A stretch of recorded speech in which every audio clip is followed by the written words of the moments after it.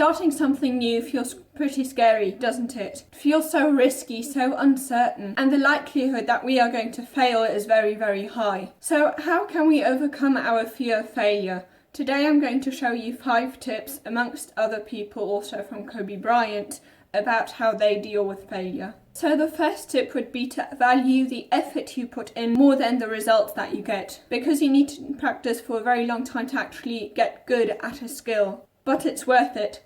Everything worth being good at is worth being bad at in the beginning. And the only way you will actually keep going, even though you're not getting good results, is if we value effort more than the results that we get. Because if we don't value the effort more and we value the results more, then we'll get bad results, and that will lead us to giving up right away. Kobe Bryant, for example, often talks about how his dad, when he told him that he would love him no matter how many shots he'd miss, this gave Kobe Bryant security and also permission to fail, and therefore he could practice a lot and get better and better, because he knew that even if he did fail, his dad would still love him. And then the second tip is a tip by Simon Sinek, to think about that failure isn't a person, it's simply an event.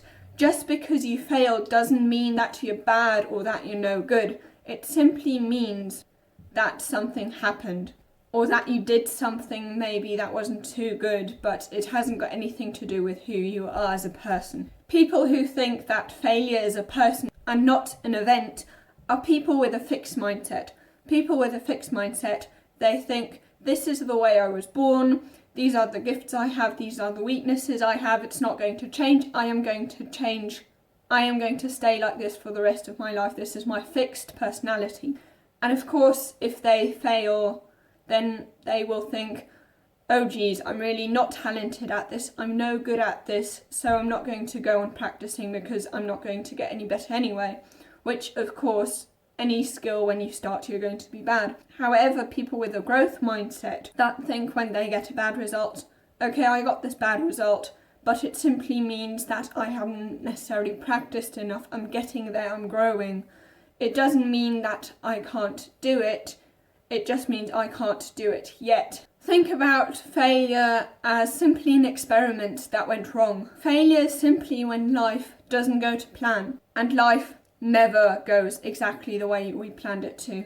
Then the third tip would be to see it as useful feedback. According to Tom Bilyeu, failure is the most information-rich data stream. Use the information that you're getting from having failed to actually do better in future. Kobe Bryant also has a similar approach. He says that failure to him is very, very exciting because it shows that there's room for improvement, that there's an opportunity to improve. And according to Henry Ford, failure is simply the opportunity to begin again, this time more intelligently. So don't see failure as a problem. See failure as an exciting challenge. So the fourth tip would be something that the Whoop method, just as well as Tim Ferriss's method of fear setting, both have in common, which is thinking about the worst case scenario. Negative visualization is, by the way, also a practice of Stoics. Tim Ferriss, instead of goal setting, he will then write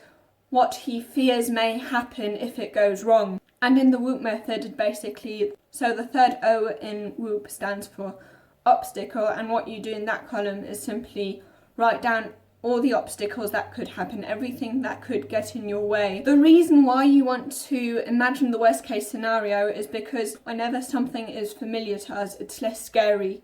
And what also would be best is if you could somehow see how you can actually be okay with the fact that this worst case scenario could be the case, how you would be fine despite everything going as badly as it possibly could. For example, Alex Banayan said that once you say what you're scared of, then it doesn't have any power over you anymore. And Kobe Bryant also says that what he prefers doing in a high pressure situation when he's very afraid of, for example, failing, what he will do is, instead of denying his fear, saying, yes, this is scary, because that is the better way to actually face fear. And if you can't change the worst case scenario, then try and find a way of how you can be okay with that scenario happening. However, if you can change anything about it, then change it.